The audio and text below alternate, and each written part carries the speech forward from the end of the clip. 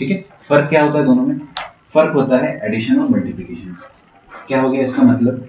इसका मतलब सिंपली ये हुआ कि ज्योमेट्रिक प्रोग्रेशन और अरिथमेटिक प्रोग्रेशन में, जैसे एपी अपन ने क्या पढ़ा था, एपी में हम लोगों ने पढ़ा था कि टर्म्स जो होती है वो ऐड होती है।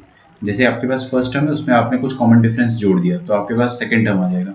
फिर आपने कुछ फिक्स नंबर है ना, जैसे कॉमन नंबर, कॉमन डिफरेंस को अपन फिक्स नंबर कहते हैं, फिर आपने वही फिक्स नंबर इस सेकंड टर्म पे जोड़ा, तो a प्लस डी पर आप अगर आप दोबारा डी जोड़ दोगे तो आपको थर्ड टर्म मिल जाएगा, है ना। तो ये तो एपी का काम था, ये एपी था। लेकिन जीपी में क्या होता है, जीपी में भी प्रीटी मच सिमिलर चीज होती है, बट मल्टीप्लीकेशन आ जाता है। जैसे, है ना, ध्यान से देखिएगा, अगर हमारे पास कोई फर्स्ट टर्म है, अगर हमारे पास कोई फर्स्ट टर्म है और मैंने उस फर्स्ट टर्म पे कुछ मल्टीप्लाई कर दिया, कुछ मल्टीप्लाई कर दिया, तो मेरे पास सेकंड टर्म आ जाएगी, है ना। क्या मल्टीप्लाई करा मैंने? कुछ फिक्स्ड क्वांटिटी। अच्छा, वही फिक्स्ड क्वांटिटी मैंने फिर सेकंड टर्म पे मल्टीप्लाई करी, अगर ध्यान से देखिएगा, इस पर मैंने r से मल्टीप्लाई करा तो मेरे को ar मिल गया, फिर इस पर मैंने दोबारा r से मल्टीप्लाई करा तो क्या मिल गया, ar इंटू आर, मतलब ar स्क्वायर। ओहो, ऐसा चल रहा है क्या सर? मतलब कि अगर मैं इसमें फिर से मल्टीप्लाई बाय r कर देता हूं तो ar स्क्वायर इंटू आर कितना हो जाएगा, ar क्यूब। समझ में आ रहा है क्या? पक्का? तो ये इंटू आर वाला जो मैंने कलाकारी करी, इसको मिटा देता हूं, फील तो आ गई ना आप लोगों को? हाँ, तो ये जो अपने सामने प्रोग्रेशन बना है, इस प्रोग्रेशन को, अच्छा पहली बात तो अपन इसको सीक्वेंस क्यों नहीं कह रहे, इसको अपन प्रोग्रेशन क्यों कह रहे हैं? इसको हम लोग सीक्वेंस क्यों नहीं कह रहे हैं, प्रोग्रेशन क्यों कह रहे हैं? सीक्वेंस मतलब क्या होता है कि we don't have to use our brain that much, mathematics ज़्यादा नहीं लगता है सीक्वेंस में ना। सीक्वेंस इज जस्ट लाइक कि ये लिख दिया मैंने आपके सामने कुछ ऑड नंबर्स है ना, ऑड नंबर लिख दिया तो ये क्या हो गया, सीक्वेंस हो गया। आपको इसमें ज़्यादा दिमाग नहीं लगना पड़ा ना कि हाँ यार ऑड नंबर है तो अगला 9 ही होगा। समझ में आ रहा है? कोई मैथमेटिकल आप इसका nth टर्म नहीं बना सकते हो इन शॉर्ट, तो ये सीक्वेंस हो गया। लेकिन अगर आप इसका nth टर्म बना सकते हो तो वो प्रोग्रेशन कहलाएगा। और इस स्पेशल प्रोग्रेशन का तो और एक और नाम है geometric progression, geometric progression. Fine, अच्छा चलिए, तो अपने को ये चीज समझ में आ गया है कि ज्योमेट्रिक प्रोग्रेशन में होता क्या है। फर्स्ट टर्म जो होता है उसको हम लोग T1 कह देते हैं, ठीक है, कैपिटल में लिखेंगे इसको अपन, थोड़ा ज्यादा सुंदर लगता है। तो दिस इज योर T1, और सेकेंड टर्म को हम लोग क्या कह देंगे, T2 कह देंगे। समझ में आ रहा है क्या? जैसे एपी में हम लोग A1 A2 कहते थे ना, तो यहाँ पे अपन T1 T2 T3 T4 like that. अच्छा, क्या आप मुझे ये चीज बता सकते हो कि Tn कैसा दिखेगा? सोचो, बहुत इजी सोचना है ना, अपन कॉमन सेंस लगाएंगे बस, ठीक है। अगर मैंने nth टर्म तक बात पहुंचाई तो वो कैसी दिखने वाली है nth टर्म? तो मैंने थोड़ा सा सोचा क्या कि यहाँ पे अगर 2 था तो पावर में क्या था, 1। अच्छा, यहाँ पे 3 था पावर में 2, ओहो हो, यहाँ 4 तो पावर में 3। मतलब हो क्या रहा है, जो टर्म का नंबर है, जो टर्म का नंबर है उससे एक लेस, 1 लेस पावर, एक पावर कम कर देना है बस। समझ में आ गया क्या? अच्छा, तो इसका मतलब ये हो जाएगा कि nth टर्म में क्या आ जाएगा, a into are to the power n से एक कम कर दो, n माइनस 1। क्या बात है। तो यहां से अपना एक सिंपल सा फॉर्मूला भी निकल आता है कि nth term of A geometric progression या जीपी, जीपी का nth टर्म क्या होता है, फर्स्ट टर्म इंटू आर की पावर n माइनस 1। अच्छा, ये जो r होता है ना, इस r को हम लोग क्या कहते हैं, कॉमन रेशियो। जैसे वो कॉमन डिफरेंस होता था ना एपी में, यहां पर कॉमन रेशियो आ जाएगा। तो r is equal to common ratio, common ratio, and a is equal to first term, ठीक है, a is equal to first term, and tn को मैं यहीं पे लिख देता हूं, इसको आप बॉक्स में डाल दो, लिखते रहिए मेरे साथ प्लीज। ये हो जाएगा nth term of a geometric progression. कैसे याद रखेंगे, a into are to the power n minus 1, है ना, a into are to the power n minus 1। अच्छा, यहाँ पे T1 में देखेंगे ना, अगर आप मन की आंखों से देखोगे तो यहाँ पे r की पावर 0 है। किसी ने देखा नहीं, इधर देखो प्लीज, ये इरेजर को फॉलो करो। हाँ, यहाँ पे क्या लिखा है, 1। 1 है मतलब एक कम होना चाहिए, 1 से एक कम मतलब 0, तो r की पावर 0। हाँ वो लिखा हुआ है वहाँ पे, है ना, आपको मन की आंखों से देखना पड़ेगा। ठीक है, चलिए यहाँ तक आप लिखिए, फिर अपन आगे बढ़ते हैं।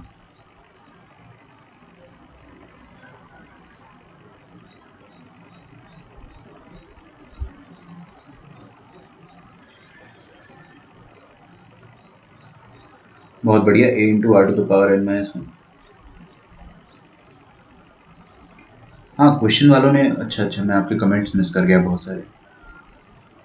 प्रो गिटारिस्ट, क्वेश्चन वालों ने बताया नहीं कि, हाँ वो लोग बताएंगे नहीं, बट अपन डिस्कस करेंगे उसका, मैं बताऊंगा आपको, वो समझाऊंगा कि कैसे उस चीज़ को अपग्रेड करें कि वो थर्ड अरिथमेटिक मीन की बात कर रहा है या फिर थर्ड टर्म की बात कर रहा है ना, तो that becomes bit difficult.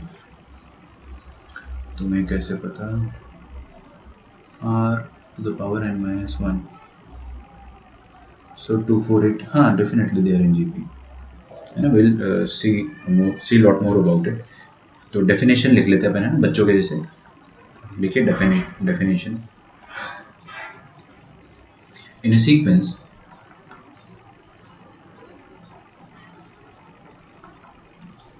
each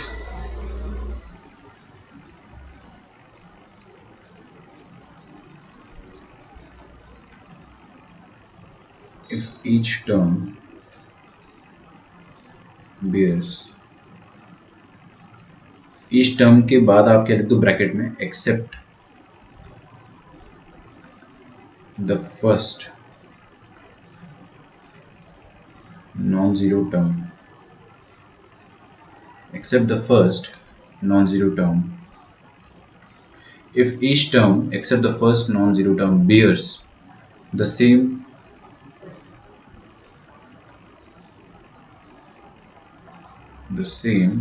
constant ratio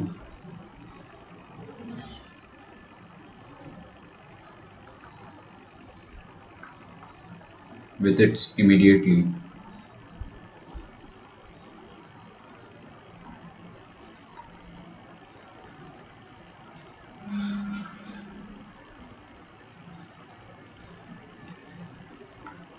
preceding term,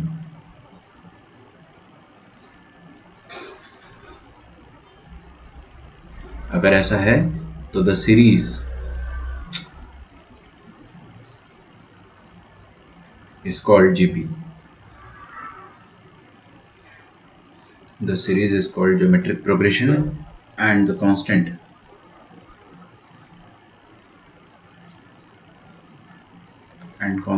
is called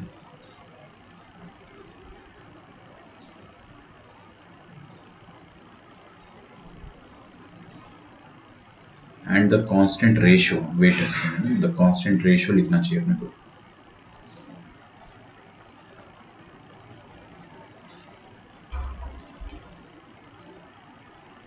constant ratio is called common ratio. कोई तकलीफ? पक्का?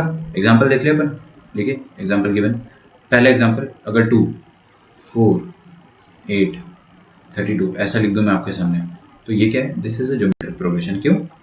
क्योंकि इसमें कॉमन रेशियो कितना हो जाएगा, अच्छा tell me the common ratio, what will be the common ratio in this geometric progression. हाँ यार वो 999 वाला क्वेश्चन जो है वो आपको गलती से चला गया था, वो अपन आज पढ़ेंगे ठीक है, मॉक टेस्ट में। कॉमन रेशियो देखो कैसे निकालते हैं बच्चों, प्लीज आगे देखो प्लीज। हाँ, आप कॉमन डिफरेंस कैसे निकालते थे एपी में, एपी में कैसे करते थे अपन, second term minus first term, है ना, तो यहाँ पे अपन क्या करेंगे, second term upon first term, तो second term upon first term करोगे तो आपका कॉमन रेशियो आ जाएगा। अच्छा आप ऐसा भी कर सकते हो कि third term upon second term, that can also be done, तो भी आपको 2 ही मिलेगा। अच्छा आप ये भी कर सकते हो कि fourth term upon third term, मतलब एनी टर्म और उसका प्रीसीडिंग वाला टर्म से आप उसको डिवाइड कर दो, कोई भी टर्म को उसके पहले वाले टर्म से आप डिवाइड कर दो, तो आपके सामने क्या आ जाएगा, 16 आएगा यहाँ, सॉरी है ना, ठीक है, रोने मत लग जाना, 16/8 आ जाएगा 2, ठीक है। तो ये आ गया आपका एक ज्योमेट्रिक प्रोग्रेशन, लिखिए इसे, मुझे विंडो क्लोज करना पड़ेगा, 2 सेकेंड आप लिखिए इसको।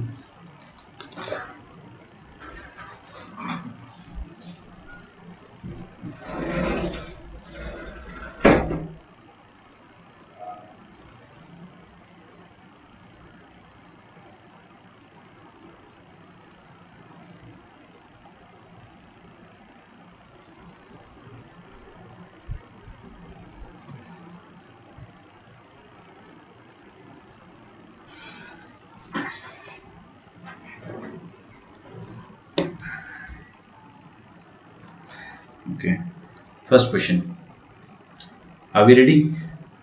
पक्का? लिखिए,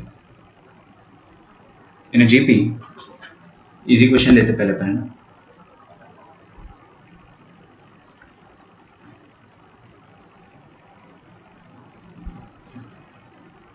In a GP, if T3 is equal to 2 and T6 is equal to -1/4,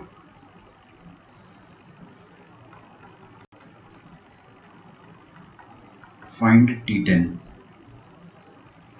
बहुत इजी क्वेश्चन है, ठीक है।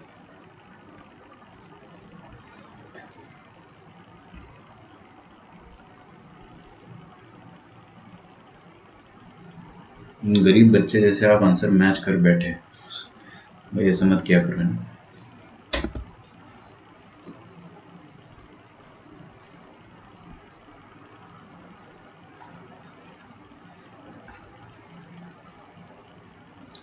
ठीक है, कर पाओगे ये क्वेश्चन?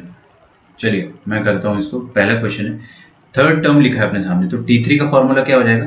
T3 का फॉर्मूला हो जाएगा A इंटू आर स्क्वायर, है ना, यहाँ पे 3 है तो इधर 2 आ जाएगा। अच्छा, T6 का फॉर्मूला क्या हो जाएगा?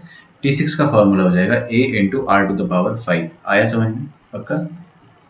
हाँ, बहुत ही बढ़िया।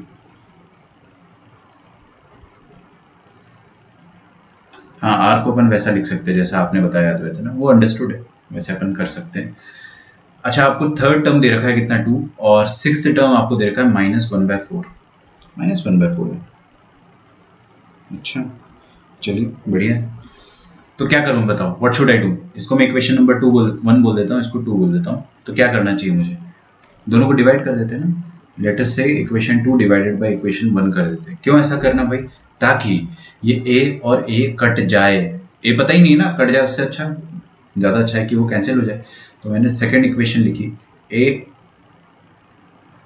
Into are to the power 5 divided by. देखो होता क्या, जब भी आप दो इक्वेशन को डिवाइड करते हो तो आप उसके LHS और LHS को डिवाइड करते हो अलग से, RHS और RHS को अलग से डिवाइड करते हो, ठीक है। तो a r to the power 5 upon a r square is equal to -1/4 divided by 2। समझ में आ रहा है क्या? पक्का? चलिए, ए और ए कट गया। अच्छा देखिए, आर स्क्वायर जो है वो कट जाएगा आर की पावर 5 से, लेकिन यहाँ पे आर की पावर 3 छोड़ देगा। दैट इम्प्लाइज कि r cube is equal to -1/8। R cube अगर -1/8 है तो क्या आप यहाँ से ये कह सकते हो कि आर की वैल्यू -1/2 आएगी? चेक करो, मॉड मत ले लेना भाई मेरे, पावर यहाँ पे 3 का है। 3 का पावर मतलब ऑड पावर, ऑड पावर में मॉडुलस नहीं आता है, ठीक है। तो कॉमन रेशियो आ गया अपने पास। अपने को क्या पूछा था कि find the term 10th term अपन निकाल लेंगे। हमको कॉमन रेशियो मिल गया है।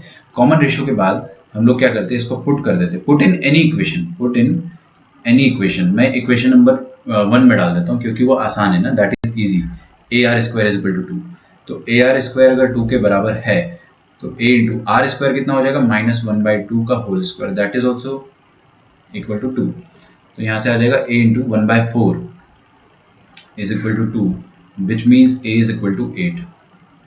समझ में आया क्या? ए आ गया आपके पास 8 के बराबर। तो फर्स्ट टर्म आपके पास किसके बराबर आ गया? 8 के बराबर। आपको 10th टर्म निकालना।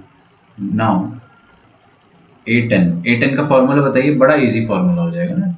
A10 का फॉर्मूला हो जाएगा आपके पास T10, सॉरी हम यहाँ पे T लिखते हैं ना। T10 का फॉर्मूला हो जाएगा A into are to the power 9। A भी पता है, R भी पता है, वाई आर सब निकल आएगा ना। A का वैल्यू 8 है और R का वैल्यू -12 है ना, माइंड यू अगेन -12। तो this is going to be your final answer. तो 8 इंटू, अच्छा ये पावर में 9 है तो आपको आंसर नेगेटिव मिलेगा ना। मैं चेक कर लेता हूँ विवेक, है ना। 8 इंटू हाफ की पावर 9 मतलब इधर कितना आ जाएगा? 2 की पावर में 9। 2 की पावर में 9 कितना हो जाएगा? 520। देखिए ना, 1024 जो होता है that is 2 to the power 10। इसमें 2 से डिवाइड कर दो तो 512, तो -8/512। This is going to be your answer. Okay, चलिए लिखिए।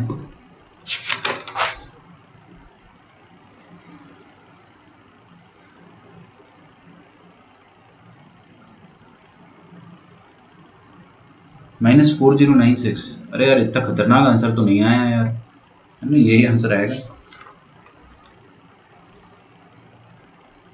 ठीक है, this is going to be your answer. आगे बढ़ते हैं। आगे आपके लिए क्वेश्चन है, खास आपके लिए। 64 भी नहीं आएगा सागर, कैसा कर रहे हो। देखिए, if pth qth and rth term, थोड़ी सी दोस्ती करनी पड़ती है, ऐसा चैप्टर है ना, you need to have some friendship with it. आपको क्यों लग रहा है कि मैं इसका होमवर्क जो है इतना रेगुलरली आप लोगों से करवा रहा हूँ? क्योंकि दोस्ती हो जाएगी ना आप लोगों की। इस चैप्टर से दोस्ती होना बहुत ज़रूरी, वरना इतने ज़्यादा अल्फ़ाबेट्स देख के इंसान घबरा जाता है कि आया यार ये pth qth rth। आपको एक पैटर्न समझ में आना चाहिए। If pth qth and rth terms of a gp are x, y and z respectively,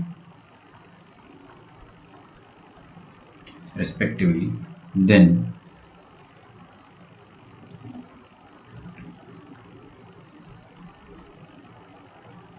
evaluate x into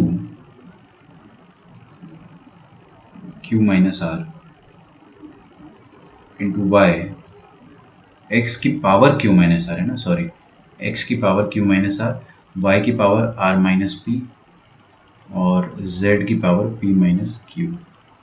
इसका वैल्यू आपको क्या करना है, फाइंड करना है। ठीक है, आप लोगों के लिए मैं 4 ऑप्शंस दे देता हूँ, खास आप लोगों के लिए। तो first option is 1, second option is 0, third option is 1/2 and fourth option is -1/2। करो ट्राई।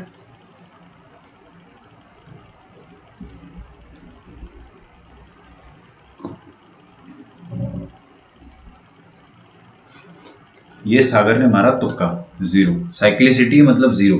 अरे भाई, साइक्लिसिटी में 0 आपको तुक्का तब मारना है जब एडिशन हो। मल्टीप्लिकेशन में साइक्लिसिटी जो है वो जनरली 1 होता है। मैं आपको अभी बता दे रहा हूँ ये सब शॉर्ट ट्रिक्स, लेकिन अब कभी भी अप्लाई मत करना है इनको ऐसे आंख बंद करके। मान लो आप एग्जाम में बैठे हो, कोई क्वेश्चन आ गया और आपके पास मात्र 30 सेकेंड्स है और आपको पता है you can not solve it, और आपको तुक्का मारना ही मारना है, उसमें नेगेटिव नहीं है, तो आप 1 मार दो ऐसा। ठीक है, 0 मत कर देना साइक्लिसिटी देख के बस।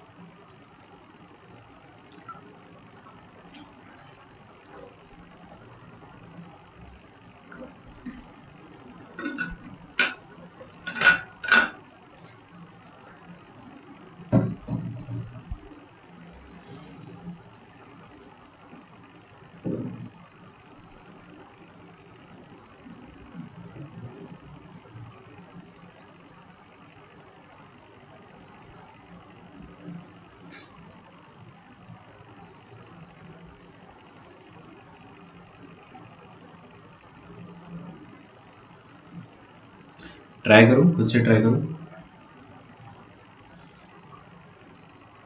0 इज नॉट द आंसर। चलो, मैंने आपके लिए एक आंसर एलिमिनेट कर दिया।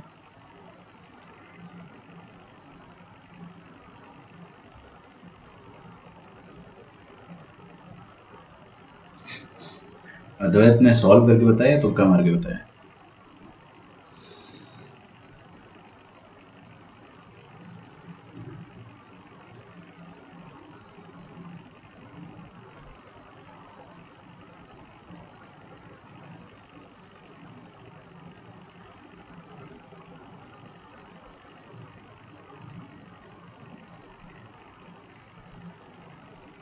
चलिए, मैं आपकी थोड़ी मदद कर देता हूँ ना। देखिए, इस क्वेश्चन में जनरली लोग क्या होते हैं, क्लूलेस हो जाते हैं कि क्या करें। जो आपको निकालना है पहले उसको लिख दो, है ना, सबसे पहले उसको लिख दो। चलो, उससे भी पहले मैं क्या करता हूँ, आपको क्या बोला, pth टर्म इज x। तो किसी भी जीपी का pth टर्म जो होता है वो क्या है, x दे रखा है आपको, that is given as x। लेकिन मैं अब डायरेक्टली फॉर्मूला लिखता हूँ। तो pth टर्म होता है क्या, a into are to the power p minus 1। ये आपको x के बराबर दिया हुआ है। और qth टर्म दे रखा है a into are to the power q minus 1। ये a को थोड़ा ढंग से बना दो, हाँ, ये y के बराबर दिया है। And z is equal to rth term. अरे यार, कॉमन रेशियो कैपिटल R ले लेता हूँ, है ना, पक्का कोई दिक्कत तो नहीं ना, वो आर सेम हो जा रहा है इस वजह से, रोने मत लग जाना। तो a इंटू आर की पावर में पी क्यू आर माइनस 1। ये आ जाएगा आपके पास। अच्छा एक्स वाई जेड अपने को अब निकालना क्या है वो देख लेते हैं। This is given, this is something that is been given, और टू फाइंड, जैसे हम कक्षा 10वीं में करते थे, टू प्रूव टू फाइंड, वही वाली चीज़ लिख रहा हूँ। तो x की पावर में q minus are into y की पावर में r minus p into z की पावर में p माइनस क्यू, ये वैल्यू निकालना है। ठीक है, अच्छा ध्यान से देखो, ये जो पावर है इसको आप ऐसा लिख सकते हो x की पावर में q अपॉन x की पावर में r। ठीक है, फटफड़ाहट तो नहीं हो रही? जिसको फटफड़ाहट हो रही वो यहाँ साइड में देख लो, इधर देख लो, टोपचे में मैं आपको येलो कलर की इंक से लिख के बता देता हूँ। अगर आपके सामने ऐसा कुछ लिखा है कि x की पावर में a माइनस बी, इसका मतलब क्या होता है? x की पावर में a अपॉन x की पावर में b। ठीक है, एक्सपोनेंट्स अपन ने पढ़ा था कक्षा 8वीं में, क्लास 8th में हम लोग एक्सपोनेंट्स पढ़ते, तो वहाँ पे अपन ने ये सब चीज़ें पढ़ी, तो ये सब डाउट्स नहीं होने चाहिए, बट फिर भी चलो बता दिया मैंने। चलिए z की पावर p अपॉन z की पावर q, ये हो गया। अच्छा इसमें मैं क्या करता हूँ ना, अलाइक पावर्स जो है, अलाइक पावर्स आप लोग समझते हो? देखिए मैं अलाइक पावर्स को है ना येलो कलर के सर्कल से नहीं, पिंक कलर के सर्कल से सर्कल आउट कर देता हूँ। देखो x की पावर में q है और पावर में q और कहाँ पर है? इधर है, तो मैं इन दोनों को पिंक वालों की जोड़ियाँ बना देता हूँ। फिर मैं एक ग्रीन वाले जो है ना, जैसे y की पावर में r है और इधर x की पावर में भी r है, तो इन दोनों की जोड़ी बना देता हूँ। ठीक है, अच्छा और ये p और p, इन दोनों की जोड़ी बना देता हूँ, मतलब मल्टीप्लीकेशन में तो मैं इनको साथ में लिख देता हूँ। तो उससे क्या फायदा हो जाएगा? देखो मैं बताता हूँ, x by z to the power q, समझ में आ रहा है? इनटू, अरे क्या किया मैंने, ये पिंक वाला x बाय x की पावर q और z की पावर q, इनको साथ में लिख दिया, और दोनों की होल पावर q लगा सकता हूँ क्योंकि दोनों की पावर सेम है ना। y बाय z, इनकी भी होल पावर क्या आ जाएगी? y बाय, ओहो क्या कर दिया मैंने, x बाय z तो सही था, y बाय x आएगा ना, y बाय x की पावर में r, और इधर आ जाएगा z by y, z by y, orange by orange, green by green, pink by pink, pink है ना। आप थोड़ा सा समझने की कोशिश करो कि पावर में क्यों। अब मुझे इसका वैल्यू निकालना है। ठीक है, तो मैंने क्वेश्चन को थोड़ा सा चेंज करा। क्यों चेंज करा ऐसे? क्योंकि मेरे को थोड़ा सा कुछ दिखाई दे रहा था। क्या दिखाई दे रहा था? Let me explain you. देखिए इसको इक्वेशन नंबर 1, इसको इक्वेशन नंबर 2 और इसको इक्वेशन नंबर 3 कह देते हैं। अगर मैंने इक्वेशन नंबर 1 और 3 को डिवाइड करा, 1 और 3 को डिवाइड करा, तो मेरे सामने क्या आ जाएगा? LHS by LHS will give you x upon z। क्यों भाई, मेरे को क्यों x अपॉन z करने का क्या सपना आया? क्योंकि मैं x अपॉन z करना चाह रहा था इस तरह से। तो x अपॉन z कब आएगा? जब मैं 1/3 करूंगा। और जब 1/3 करोगे तो क्या आ जाएगा? a इंटू कॉमन रेशियो की पावर में p minus 1 upon a into common ratio की पावर में r माइनस 1। ठीक है, a और a तो कैंसिल हो जाएगा। ये कॉमन रेशियो की पावर में क्या आ जाएगा आपके पास? p minus 1 minus r minus minus 1, that is nothing but p minus r।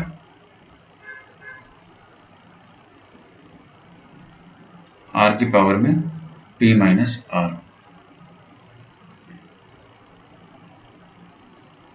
ठीक है, अच्छा अब मेरी बात ध्यान से सुनना बच्चों, है ना, बहुत ध्यान से सुनना। r की पावर में p माइनस r, तो मैं इसको x बाय जेड को, आप आगे देखोगे तो आपको मजा आ जाएगा, सच बता रहा हूँ मैं, प्लीज, क्योंकि मैं बहुत चालाकी से इसको आगे से सॉल्व कर रहा हूँ ना। आपको थोड़ी सी क्लेवरनेस चाहिए यहाँ पे सॉल्व करने के लिए। x बाय जेड का आंसर क्या आया? कॉमन रेशियो की पावर में p माइनस r। ठीक है, अच्छा इसकी होल पावर में q था, नो डाउट q था। अच्छा मतलब यहाँ पे q है तो अंदर p माइनस r आएगा, समझ में आ रहा है? q के अलावा दोनों आ जाएंगे, p माइनस r। और यहाँ पे अगर r है तो अंदर क्या है बताइए मुझे? p माइनस q या q माइनस p। यहाँ से देख लेते हैं। y में क्या है? y में लिखा है यहाँ पे q और x में लिखा है p ऊपर, तो q माइनस p आएगा। तो इधर लिख देंगे r to the power q minus p, है ना, whole to the power r। और z बाय y मैं आपको फिर से बता रहा हूँ, अगर आपको सेकंड वाला समझ में नहीं आया तो थर्ड वाले से देखो, थर्ड वाले से सेकंड वाला भी आ जाएगा। z अपॉन y, देखिए ये रहा z और ये रहा y। z वाले की पावर में क्या है? r है ना, और इधर q है तो डेफिनेटली r माइनस q आएगा। ये मैं एक अंदाजा लगा के, एक साइक्लिसिटी वाला कॉमन सेंस अपन जिसको कहते हैं वो लगा रहा हूँ, और वो गलत नहीं होता है कभी भी। तो ये आपका अभी फिलहाल आंसर आया है। अच्छा तो ये r की पावर में जो भी चीजें हैं सबको एक साथ लिख देता हूँ, है ना, आपको ये पता है ना। अगर अपने पास ऐसा हो r की पावर में a, r की पावर में b और r की पावर में c, तो I can write it as r की पावर में a plus b plus c, है ना। तो आप करोगे अगर, तो r की पावर में जो भी आप सबको ऐड करोगे ना वो चीज जीरो हो जाएगी। तो r की पावर में जीरो आ जाएगा क्योंकि वो साइक्लिक है, सब कुछ साइक्लिक है, बीच में माइनस साइन है। तो अपन अब गधे नहीं है ना कि अपन इसको डायरेक्ट जीरो ना बोल सके। देखो अपने को अभी बच्चों की तरह ऐसे नहीं लिखना है P Q minus Q R, ऐसे नहीं करना है अपने को, plus R Q minus P R plus R P, sorry यहाँ पी नहीं आएगा, क्यू आर आएगा ना इधर, आर माइनस क्यू, एक सेकेंड यार, Z by Y, R minus Q आएगा, R minus Q to the power P है, तो P R minus Q P. फिर अपने को इधर दिखा, अच्छा पी क्यू कट गया, पी आर कट गया, आर पी कट गया, है ना।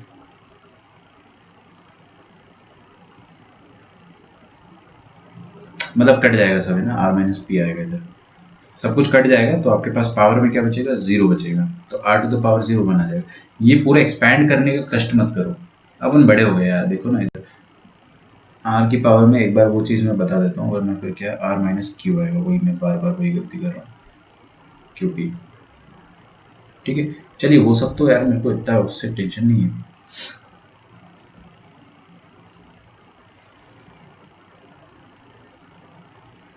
सब कुछ कट जाएगा और आपके पास जीरो आ जाएगा। तो आपको एक चीज समझ में आना चाहिए कि ये चीज अगर साइक्लिक चल रही है और बीच में माइनस साइन है तो ऐड करने पे जीरो आएगा। और जीरो कहाँ पे आ रहा है बच्चों, पावर में। पावर में जीरो आने का मतलब क्या होता है, आंसर आपका वन आएगा। इसलिए मैं बोलता हूँ कि जब मल्टीप्लाइड हो ना तो आप तुक्का वन पे मार सकते हो, बट मारना मत कि भाई सर ने बताया था तुक्का मार दो। मैं आपको तुक्का मारना नहीं सिखा रहा हूँ, मैं आपको बता रहा हूँ फील फैक्टर से अगर आपको आंसर देना है, कभी टाइम कम हो आपके पास या नेगेटिव नहीं हो उसमें, है ना, लाइक दैट, तो आपको जल्दी आंसर देना तो वन पे हमेशा आपका पहला शक होना चाहिए, और अगर एडेड हो तो जीरो पे होना चाहिए, ठीक है। चलिए वो तो अपन देखेंगे, बट अपन हमेशा सॉल्व करेंगे।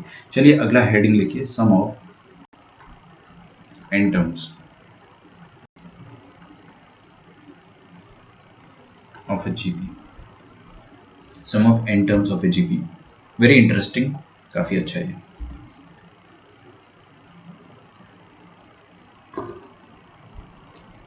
खिचक खिचक हो जाएगा एंड में, और क्या, सही तो है।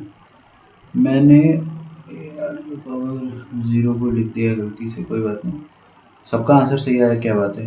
अद्वैत का, अमर, लावण्या, सागर, आरती, आरती बेटे आपका होमवर्क नहीं आया। आर्या का भी आंसर सही आया, मृणाल का भी आंसर सही आया। अच्छा एक बार रिफ्रेश बटन दबाओ तब जाके मुझे आर्या के मैसेज दिखते हैं, ठीक है, तो वो मैं प्रैक्टिस करूंगा। Sum of n terms of GP, ठीक है। अच्छा बताइए मेरे पास अगर एक जीपी ऐसे लिखी हुई है, देखिए ध्यान से, एक जीपी इस तरह से लिखी, ए सेकंड टर्म क्या है ए आर, थर्ड टर्म क्या है a r square, fourth term क्या है ए आर क्यूब, अच्छा अच्छा अच्छा, और लास्ट टर्म जो nth टर्म होगा, nth टर्म क्या होगा a r n minus two, और लास्ट, ये सेकंड लास्ट लिख दिया मैंने ऐसे ही जबरदस्ती, और ये सेकंड लास्ट के बाद लास्ट टर्म हो जाएगा आपके पास A N minus one. Total terms कितने हो गए बच्चों, टोटल टर्म्स हो गए यहाँ पे एन टर्म्स। मुझे क्या करना है, इन सबका ऐड कर दिया मैंने बीच में, तो सम निकालना है, इन सबके सम को मैं प्यार से एस कह देता हूँ, ठीक है, sum of nth term, N terms, S N कह देते हैं इसको अपन। अच्छा सम निकालने के लिए करते क्या है अपन, तरीका क्या होता है, तरीका मैं आपको तरीका बता रहा हूँ, और डेरिवेशन भी साथ में बता देता हूँ। तो लिखना छोड़ दो, आगे देखो प्लीज। हाँ आप लोग क्या करो कि इस पूरी सीरीज में आर का मल्टीप्लिकेशन कर दो, एलएचएस में भी आर का मल्टीप्लिकेशन कर दो, और आरएचएस में भी आर का मल्टीप्लिकेशन कर दो। देखो इधर आर का मल्टीप्लिकेशन, तो सारी टर्म्स क्या बन जाएगी, ए r square a r cube, like this, ऐसी टर्म्स बन जाएगी ना। फटफड़ाहट तो नहीं हो रही, पक्का। अच्छा तो मैंने क्या करा, आर से मल्टीप्लाई करने के बाद जो सीरीज बनेगी, है ना, मैं यहाँ पे चुपके से लिख देता हूँ रफ में, तो क्या बन जाएगा ए आर स्क्वायर, दिख रहा है ना, फर्स्ट टर्म में आर मल्टीप्लाई हो जाएगा, फिर सेकंड में ए आर स्क्वायर हो जाएगा, थर्ड में ए आर क्यूब, और लास्ट में हो जाएगा a r to the power n, है ना। बिल्कुल फटफड़ाना मत, यहाँ पे n माइनस वन था तो अपन ने आर मल्टीप्लाई कर दिया, तो आखिरी में क्या बचेगा, a r to the power n minus one की जगह ए आर एन हो जाएगा। अच्छा तो मैं क्या करता हूँ ना, आर इंटू एस एन, ये वाली जो सीरीज है, ये वाली सीरीज, इसको एक खिसका के लिख देता हूँ। एक खिसका के लिखने का मतलब क्या होता है, एक खिसका के लिखने का मतलब होता है कि ए आर के नीचे ये फर्स्ट वाला टर्म है, मतलब यहाँ पे जो सेकेंड टर्म है उसके नीचे फर्स्ट वाला टर्म आ जाए और थर्ड टर्म के नीचे सेकेंड टर्म आ जाए ए आर स्क्वायर, फिर यहाँ पे ए आर क्यूब आ जाएगा। समझ में आ रहा है आपको? पक्का? चलिए, तो ऐसा आप करोगे अगर, तो इसके नीचे क्या आ जाएगा देखिए, a r to the power n minus two. बच्चों देखो सब कुछ कॉमन सेंस है। देखिए 3 के नीचे 3 आ रहा है ना, तो n माइनस टू के नीचे क्या आएगा, n माइनस टू आएगा, और n माइनस वन के नीचे क्या आएगा, n माइनस वन आएगा। अच्छा, लास्ट टर्म क्या है, a r to the power n, वो बेचारी अकेली पड़ जाएगी ना, उसके ऊपर कोई नहीं रहेगा। देखिए हर किसी के ऊपर कोई ना कोई है, ए आर के ऊपर किसी का हाथ नहीं है। ठीक है, थोड़ी सी फड़फड़ाहट हो रही होगी ना, हल्की सी, कोई बात नहीं, होने दो। अब अपन क्या करेंगे, दोनों को सब्ट्रैक्ट कर देंगे, है ना। सब्ट्रैक्ट करने से पहले आपकी फड़फड़ाहट को दूर कर देता हूँ। कुछ भी नहीं किया मैंने, ऊपर वाली जो सीरीज थी, सीरीज बोलेंगे ना, ऐड करने पे वो सीरीज बन जाती है। उस सीरीज पे मैंने आर का मल्टीप्लिकेशन करा, कोपचे में लिखा इधर थे, और फिर मैंने क्या करा कि ए आर के नीचे ए आर लिखा, तो ये ए आर था ना, उसके नीचे ये फर्स्ट टर्म लिखा, बस खिसका के लिख दिया।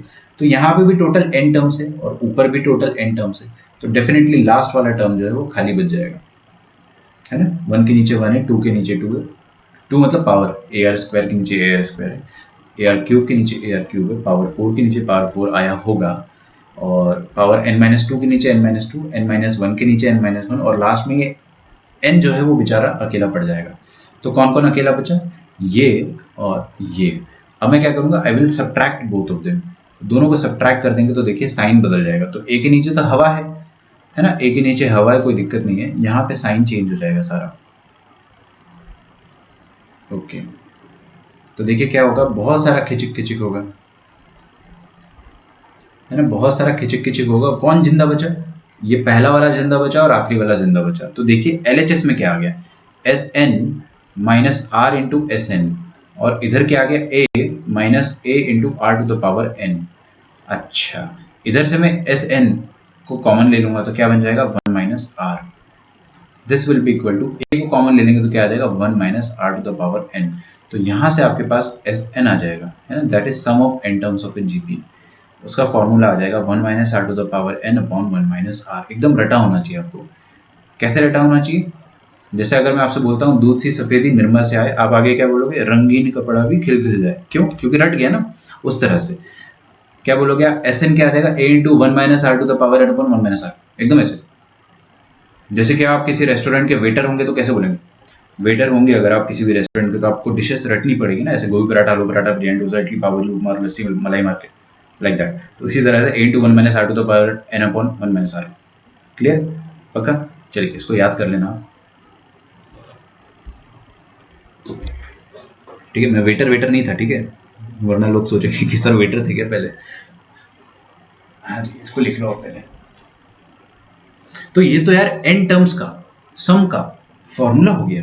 अच्छा, यहाँ पे चुपके से लिख लो कि R1 नहीं होना चाहिए, है ना। R1 हो गया अगर तो तांडव हो जाएगा, तांडव मतलब डिनोमिनेटर में तांडव हो जाएगा, 0 बन जाएगा बेचारा। कूल, तो R should not be equal to 1। ये तो खैर अंडरस्टूड है, बट अपन ने लिख लिया, R should not be equal to 1।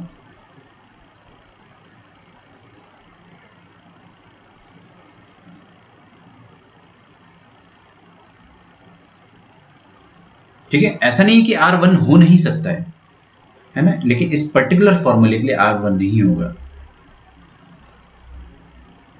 अच्छा, मैं आपको 2-3 नोट लिखवाऊंगा, अभी आप यहां तक पहले एक बार नोट डाउन कर लो।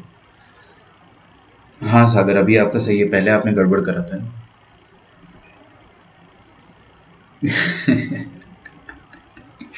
कोई वेटर नहीं था, ठीक है, लेकिन थोड़ी स्किल होनी चाहिए ना। आपको मैं थोड़ा मोटिवेशन तो दे पाऊँ कि रटना जो है इतना मुश्किल नहीं है। कुछ चीज़ें रट सकते हो आप, जैसे केमिस्ट्री में तो बहुत कुछ, इनऑर्गेनिक में पर्टिकुलरली आपको रटना पड़ता है। पढ़ाई नहीं की तो वही करना पड़ेगा। नहीं यार, ऐसा कुछ नहीं है।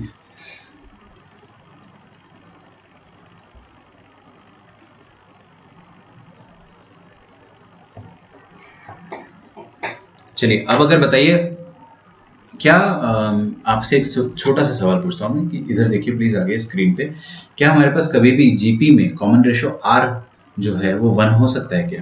क्या कॉमन रेशियो 1 हो गया तो होगा क्या, what will happen if common ratio will become 1, all the terms will become alike. Can you feel it? देखो ना, ए इंटू 1 भी ए हो जाएगा, ए इंटू 1 स्क्वायर भी 1 ए हो जाएगा, ए इंटू 1 क्यूब भी ए हो जाएगा, तो all the terms will become alike. कोई बात नहीं, अलाइक टर्म्स भी एक जीपी होता है, that is also a GP, कोई दिक्कत नहीं है ना। तो अगर R1 हो गया तो what will be the GP, तो लिखिए नोट, नोट लिखिए। पिंक में मजा नहीं आ रहा है यार। If R is equal to 1, all the terms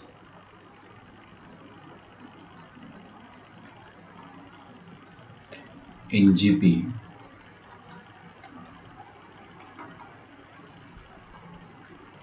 will become alike.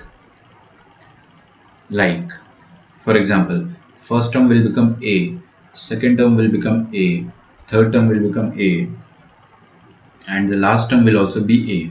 तो इनका सम जो हो जाएगा ना, sum of n terms will be n times A in this case। ये फर्स्ट पॉइंट लिख लो आपने।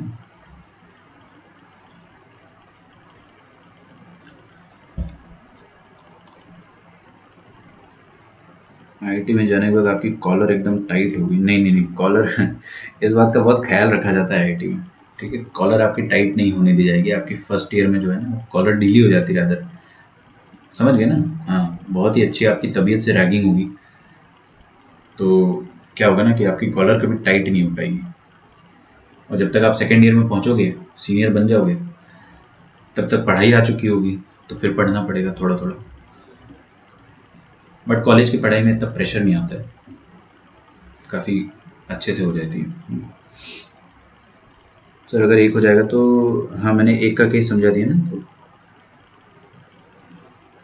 Sir there are classes also, cases also. अरे मैं बता रहा हूँ, शांति तो रखो मृणाल, बता रहा हूँ ना। सेकंड पॉइंट जो लिखा है ना वो वही लिखने वाला हूँ।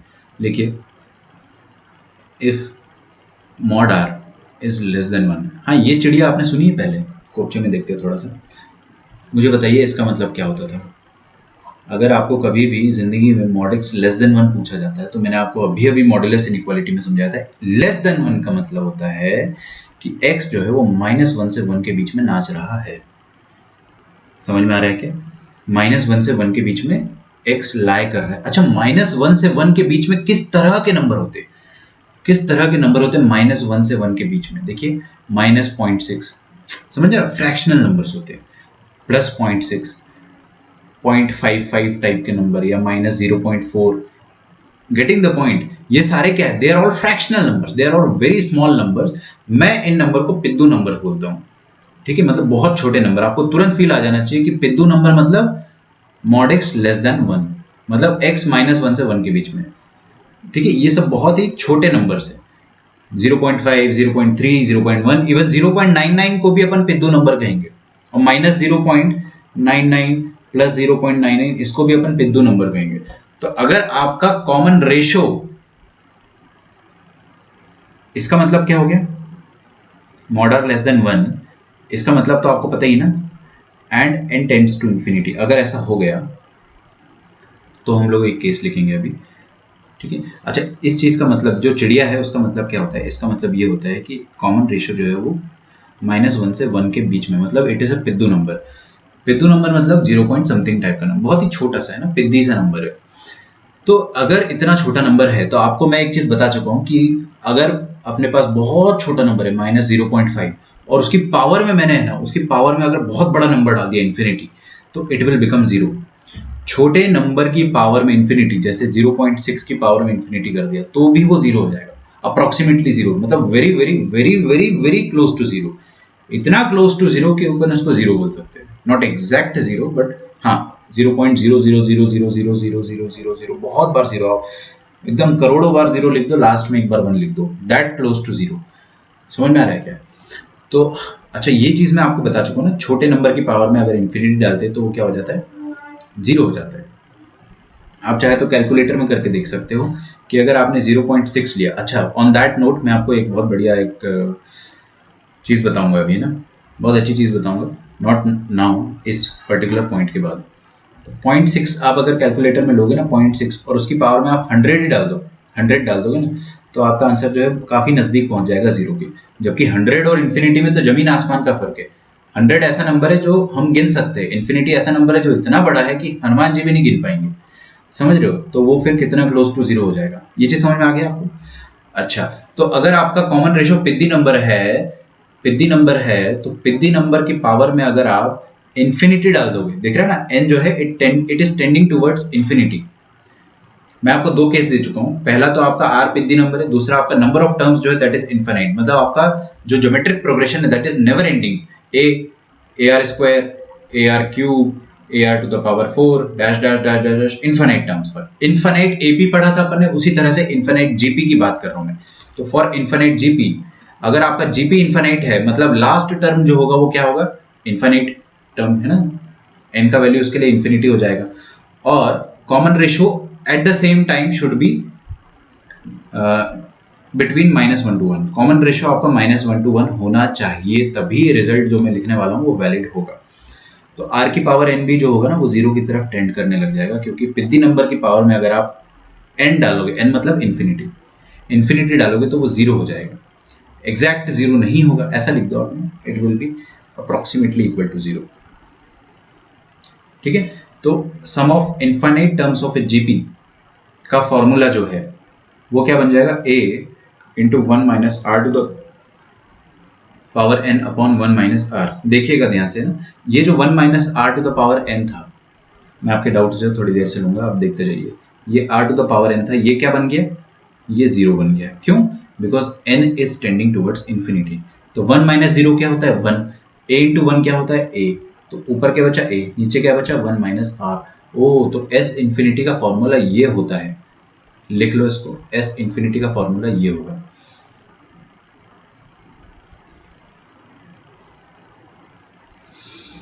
ठीक है, लास्ट ईयर चिल होता है आईआईटीज में, हाँ जनरली होता है। Last semester is very chill. उस बारे में हम लोग कभी बातें करेंगे ना, उसका मैं आपको अच्छा खासा मोटिवेशन दूंगा। First semester and last semester are heaven. मतलब लास्ट सेमेस्टर तो ऐसा हो जाता है कि सबकी जॉब लग जाती है, सब फ्री हो जाते हैं, एग्जाम्स खत्म हो जाती है, बस आपको टूर्स पे जाना होता है इधर उधर घूमने के लिए फ्रेंड्स के साथ। तो that is the motivation that you need in life कि हाँ।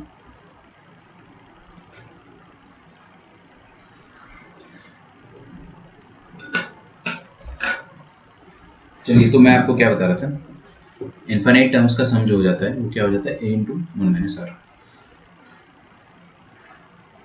क्लियर है यहाँ तक? कोई दिक्कत? तो आज अपन ने क्या क्या पढ़ा? मृणल, जैसे कि आप कह रहे थे कि r ग्रेटर देन 1 और r लेस देन 1, तो ये वाला जो सम होता है ये किसके लिए वैलिड होता है? जब r is not equal to पिद्दी number. r is not equal to पिद्दी, समझ रहे हो ना? मैं आपको थोड़ा सा याद कराने के लिए इस तरह से बता रहा हूँ, वरना फील नहीं आता है। अगर आपका r -1 से 1 के अलावा या इस पर्टिकुलर खिड़की से, इस पर्टिकुलर विंडो से बाहर है ना, तो this is valid when modulus x is greater than 1 and this is valid when modulus x, ओ मैंने x क्यों लिखा, r आएगा ना, modular r is greater than 1। ये तो आपको समझ में आता है ना? इसका मतलब क्या होता है? इसका मतलब होता है r belongs to minus infinity to -1 union 1 to infinity, ऐसा। और इसका मतलब क्या हो जाता है? r belongs to -1 to 1। तो ये -1 टू 1 के लिए वैलिड है और वो बड़े नंबर्स के लिए वैलिड है। अगर आपका कॉमन रेशियो 1 से बड़ा है या -1 से छोटा है, ठीक है। कुल मिला के नंबर लाइन अगर मैं बनाता हूँ, नंबर लाइन में ये -1 होता है और ये +1 होता है ना? देखो ध्यान से, आपके लिए मैं बहुत अच्छी सी चीज़ एक बना देता हूँ।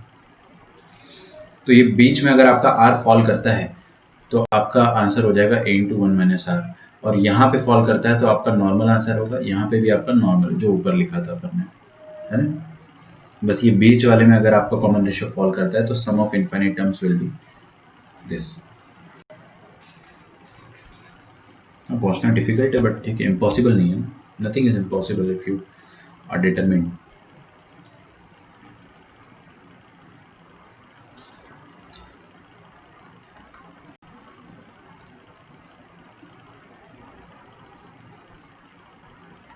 Highlights of GP.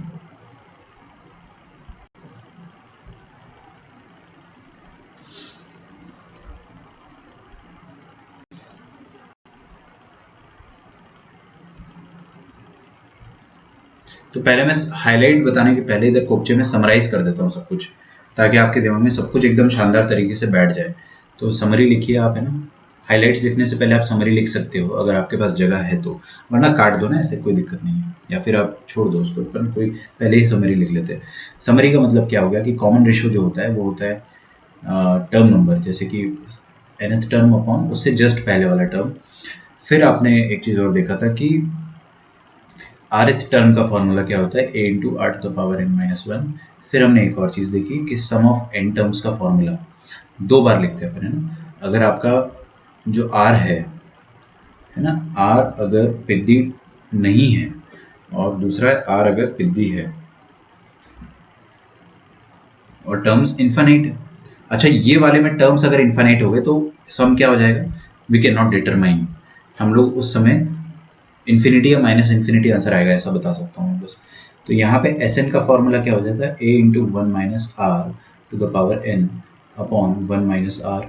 और यहाँ पे इन्फिनिटी हो गया ना एन का वैल्यू, तो आप एस एन नहीं लिखोगे, आप एस इन्फिनिटी लिखोगे। तो उसका फॉर्मूला क्या हो जाता है, A into A upon one minus are. Clear है क्या? तो ये हो गया अपना समरी। इतने से जीपी के कॉन्सेप्ट पर क्वेश्चन तो ऐसे होते कि फाड़ देते। कोई बात नहीं, अपने को इतने मुश्किल क्वेश्चन नहीं मिलेंगे।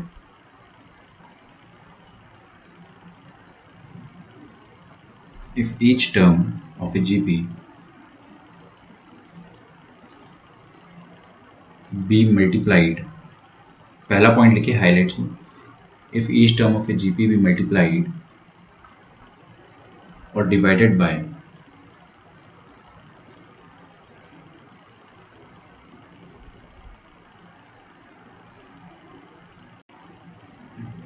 the same non-zero quantity,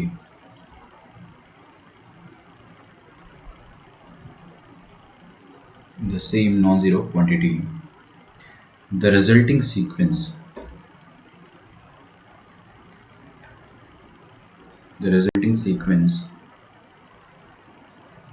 is also a GP। ठीक है, समझा रहा हूं मैं।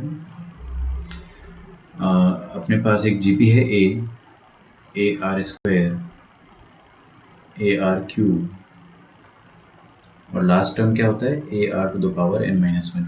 अगर मैंने इस जीपी में कुछ लैम्डा मल्टीप्लाई कर दिया या लैम्डा डिवाइड कर दिया, मल्टीप्लाई करना और डिवाइड करना एक ही बात होती है ना। जैसे आप अगर 3 से डिवाइड कर रहे हो तो बेसिकली और मल्टीप्लाइंग बाय 1/3, तो वो मल्टीप्लिकेशन ही तो हुआ। समझ जा रहे हैं ना अपन। जैसे कि मैंने क्या करा, इसमें अगर लैम्डा से मल्टीप्लाई कर दिया हर टर्म को, तो हमको कद्दू ना फर्क पड़ेगा। ये तो अभी this is still a GP, multiply करने से और डिवाइड करने से ये जीपी ही रहेगा, बदल नहीं जाएगा। ठीक है क्या? सिर्फ मल्टीप्लिकेशन है ना, एडिशन नहीं। अगर आपने इसमें मतलब मान लीजिए कुछ जोड़ दिया, म्यू जोड़ दिया आपने, म्यू आपने ऐड कर दिया, तो अब ये जीपी नहीं है। तो एडिशन वाला मैंने आपको कुछ बताया ही नहीं है, एडिशन से इसका कोई लेना देना नहीं है। बस मल्टीप्लिकेशन करोगे तब जाके कुछ डिस्टर्ब नहीं होगा, अभी भी वो रिजल्टिंग सीक्वेंस जो है it will still be a GP, resulting sequence GP रहेगा। सेकंड पॉइंट देखिए, इसमें आप 2-3 स्टार लगा दीजिए, इट इज अल्ट्रा इंपॉर्टेंट, बहुत इंपॉर्टेंट है एंड वेरी इजी। जैसे कि आप एपी में 3 टर्म्स क्या लेते थे बच्चों, ए माइनस डी, ए प्लस डी, है ना। तो लिखिए any 3 terms in GP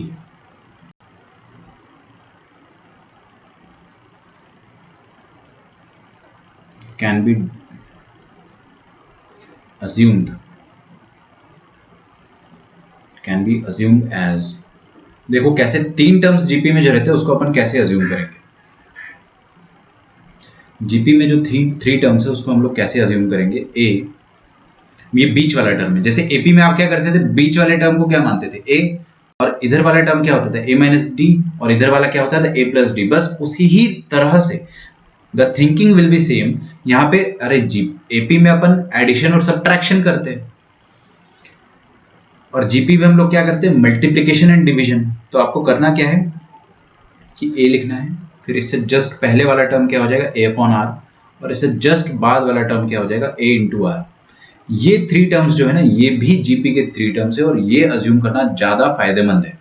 instead of कुछ बच्चे क्या करते ए इंटू ए आर क्यूब, ये मान लेते 3 टर्म्स इन जीपी।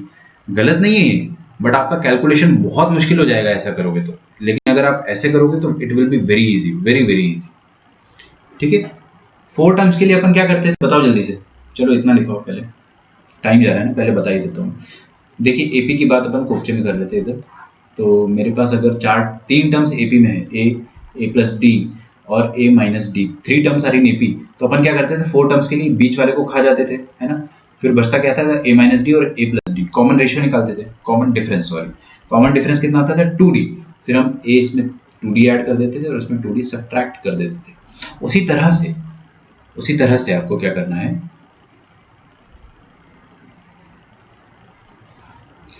उसी तरह से आपको यहाँ पे भी ऐसे ही करना है कि ये बीच वाला टर्म जो है ना उसको खा जाओ। तो 4 टर्म्स इन एपी आप लिख सकते हो, है ना। अच्छा उससे पहले एक नोट लिख लो यहाँ पे, सेकंड वाला जो है ना, आपको ये वाला जो 3 टर्म्स इन एपी है वो कब यूज करना है, लेकिन note preferably used only when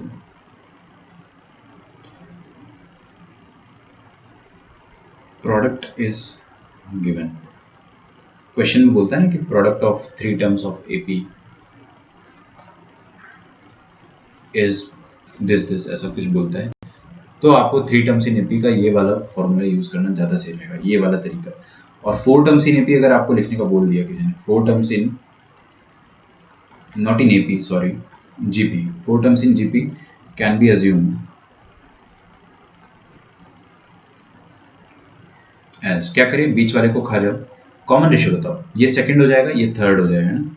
चलिए तो ए बाय आर, अब कॉमन रेशियो कैसे निकालते हैं, बाद वाला टर्म अपॉन पहले वाला टर्म,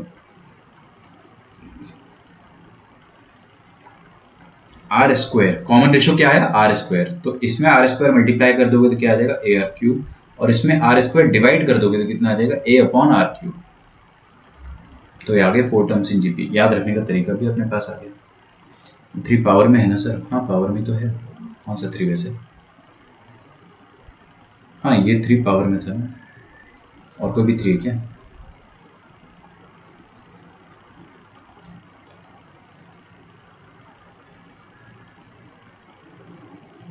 ठीक है, ये पावर में, जो भी 3 है वो सब पावर में, ठीक है।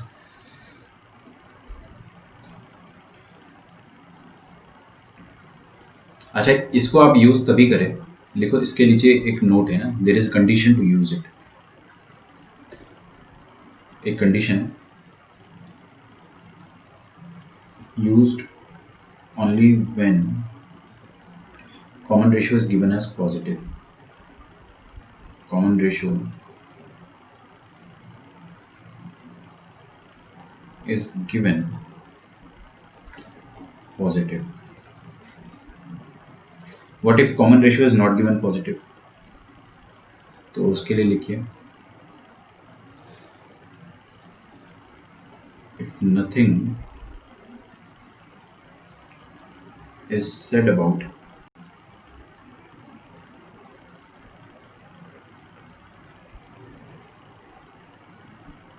common ratio,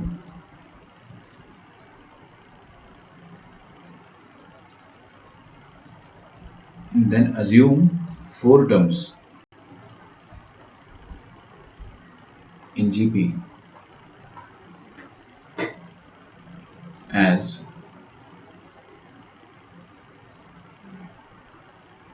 A, AR, AR cube, sorry AR square और AR क्यूब, 4 टर्म्स को आप फिर ऐसा मान लो।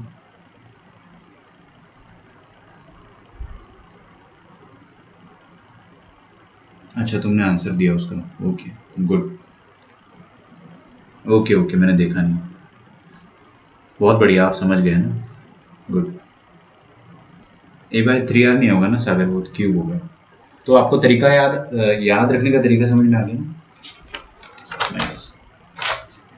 लास्ट पॉइंट लिखते हैं अपन, फिर यहाँ से अपन कल पढ़ेंगे, ठीक है। आज मैं आपकी क्लास जो है बहुत ज़्यादा एक्सटेंड नहीं करना चाह रहा हूँ, ऑल्दो मैंने 8 मिनट्स जो है अबव कर लिया है, बट लास्ट पॉइंट प्रॉमिस फिर अपन कल करेंगे। और आज के जो डाउट्स है आपके वो मैं आपको कल स्टार्टिंग में, क्लास जैसे स्टार्ट होता है हम लोग डाउट्स जो है वहाँ पे स्टार्ट कर देंगे डिस्कस करना, क्योंकि आज कम ही क्वेश्चंस थे ना और आपको हार्डली 1-2 डाउट आएंगे। पहले मैं आपको समझा देता हूँ ना। तो अपन ने कितने 3 पॉइंट्स लिखे ना, 4th पॉइंट लिखिए आप। 4th पॉइंट पे आप बहुत ही बड़ा सा स्टार लगा दो, चाहे तो आप चांद भी बना दो, बहुत काम आएगा। ऐसा चांद बनाना। चलिए तो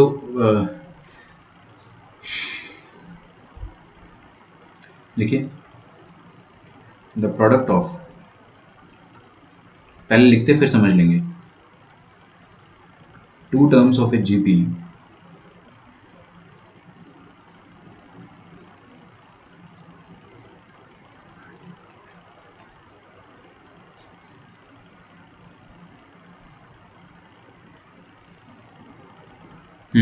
समझा देता हूँ मैं, देख लो इधर, पहले समझ लेते हैं। प्लीज आप लोग लिखना छोड़ दो।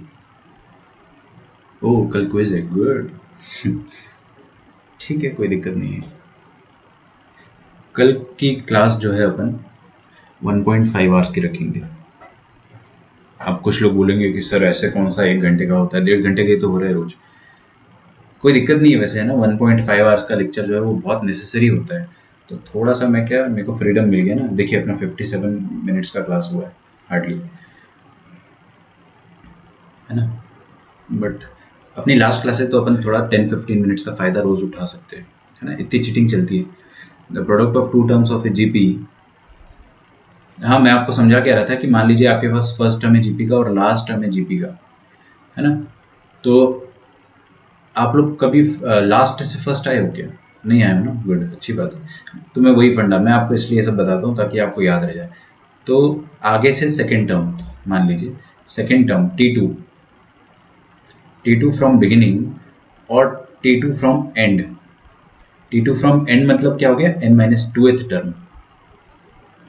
तो आगे से दूसरा टर्म और पीछे से दूसरे टर्म का जो प्रोडक्ट होता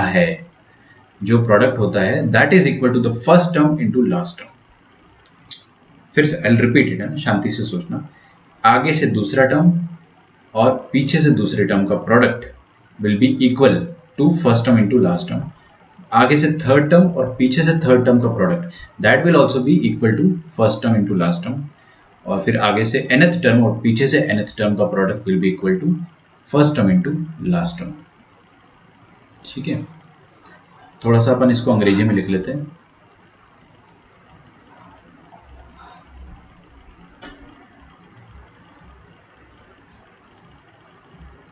आप लोगों के सॉल्यूशन में देखता हूँ यार, बहुत सिली मिस्टेक्स करते हो आप, बहुत सारे लोग।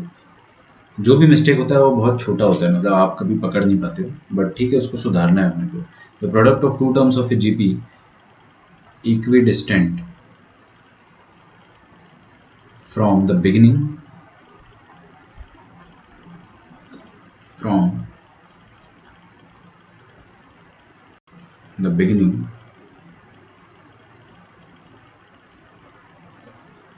and end officially.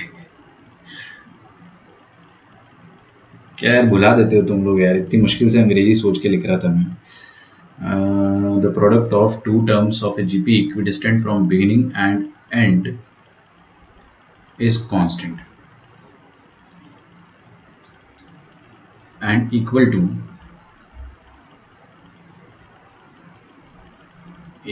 the product of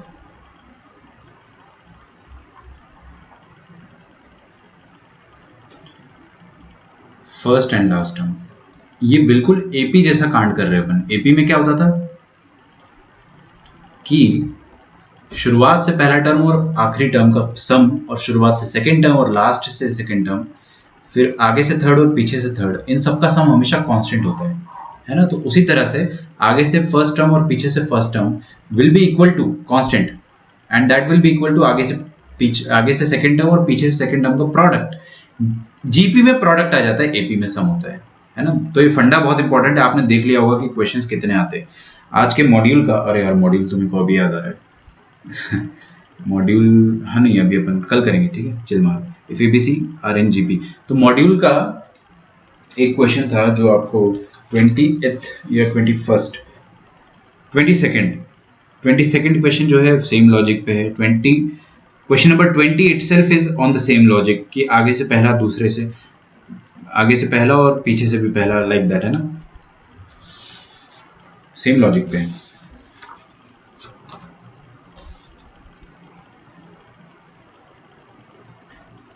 ठीक है, एक छोटा पॉइंट लिख लो, if ABC are in GP, अगर तीन टर्म्स जीपी में है, एपी में होते तो क्या होता था, बीच वाले का डबल जो होता था वो अगल बगल वाले नंबर्स के बराबर होता था, और जीपी में क्या होता है कि बीच वाले का स्क्वायर जो होता है वो अगल बगल वाले के प्रोडक्ट के बराबर होता है। तो ज्योमेट्रिक में everything boils down to product, सब कुछ प्रोडक्ट जैसा हो जाता है।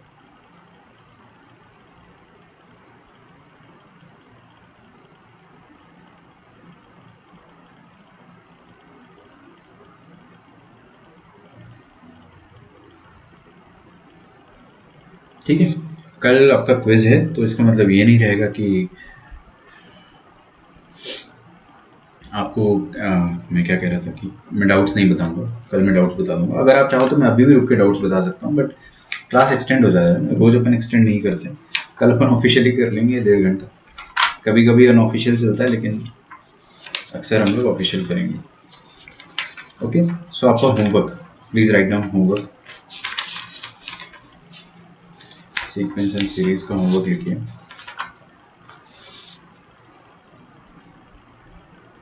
Question number,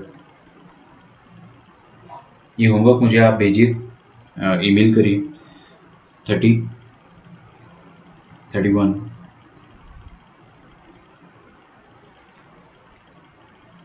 32,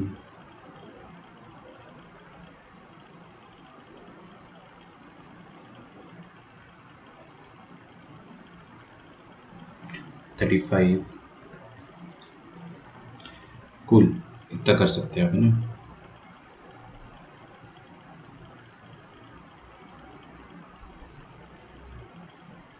wait a minute, एक और मेरे को दिख रहा है क्वेश्चन जो अपनी औकात में है अभी, 41। ठीक है, मेरे साथ चलो आप ईमानदारी से, आपकी पूरी मॉड्यूल जो है एकदम कसम खा लेनी कि ये पूरा मॉड्यूल एपी का जो है, जीपी का जो है, एक एक question we will solve it up till 140 या 150, और फिर लेवल 2 भी अपन पूरा सॉल्व करेंगे इसका। ठीक है, तो ये आपके अंदर डिटर्मिनेशन होना चाहिए कि नहीं अपन पूरा ही करेंगे।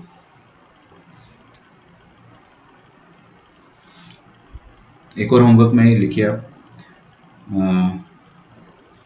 पेज नंबर 188 इसी का है ना, मॉड्यूल का ही पेज नंबर 188, उसका करना है आपको question number 39, match the column. ये आईआईटी में आ चुका है क्वेश्चन, है ना, मैच द कॉलम आप लोग करें। क्यों, अरे यार छोड़ो उसको, इसमें एचपी भी है, कोई बात नहीं है ना, बाद में करना है इसको, छोड़ दो।